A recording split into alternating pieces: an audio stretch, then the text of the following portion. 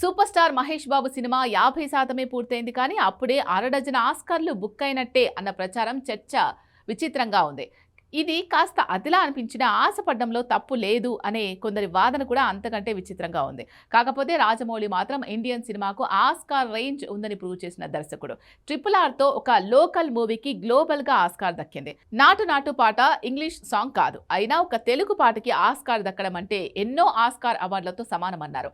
అదే సాధ్యమైనప్పుడు వారణాసితో మరో ఆస్కార్ అంచనా వేయడం ఎలా అత్యాశ అవుతుంది? దానికి తోడు సినిమాటోగ్రఫీ, ఎడిటింగ్, గ్రాఫిక్స్ కేటగిరీలో వారణాసి 2028 ఆస్కార్ నామినేషన్స్ లో ఉండి తీరుతుంది అనేంతగా వర్క్ జరుగుతోంది అంటున్నారు. అంతా బాగానే ఉంది, అంతా అనుకున్నట్టే జరిగి మరోసారి రాజమౌళి మూవీకి ఆస్కార్ ఏదైనా కేటగిరీలో దక్కితే Telugu cinema రేంజే మారబోతుందా?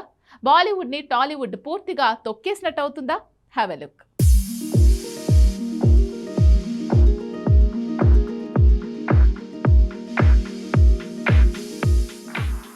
RRR movie Oscar రేసులో ఉంటుందని ఎవరైనా అనుకున్నారా?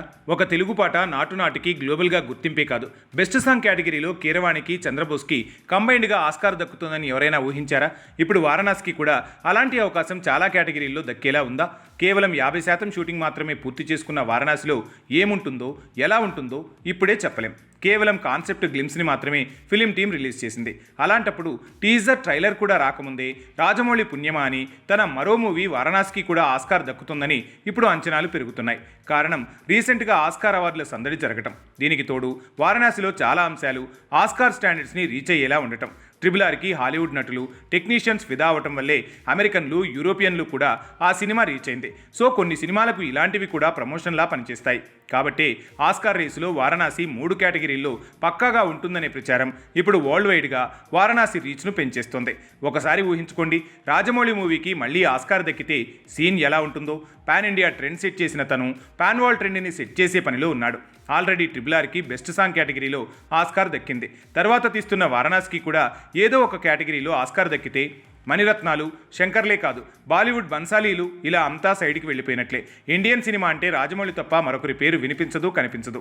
రెహమాన్కి లేదంటే భాను అతేయకు కూడా గతంలో ఆస్కార్ రావచ్చు, కానీ వాళ్లకు హాలీవుడ్ మూవీల పుణ్యమా అని అవకాశం దక్కింది. అదే ఒక ఇండియన్ సినిమాను, అది కూడా రీజనల్ సినిమాతో ఆస్కార్ సొంతం చేసుకోవటం చిన్న విషయమేమీ కాదు. బెస్ట్ సాంగ్ కేటగిరీలో కీరవాణి, చంద్రబోస్కి ఆస్కార్ దక్కచ్చు, కానీ ఎవరి వల్ల అంత రీచ్ వచ్చిందంటే ఎవరైనా రాజమౌళి పేరే చెప్తారు. సో వారణాసికి ఫ్యూచర్లో graphics, cinematography, production, design, songs విషయంలో నామినేషన్లు దక్కచ్చనే అంచనాలు వినిపిస్తున్నాయి.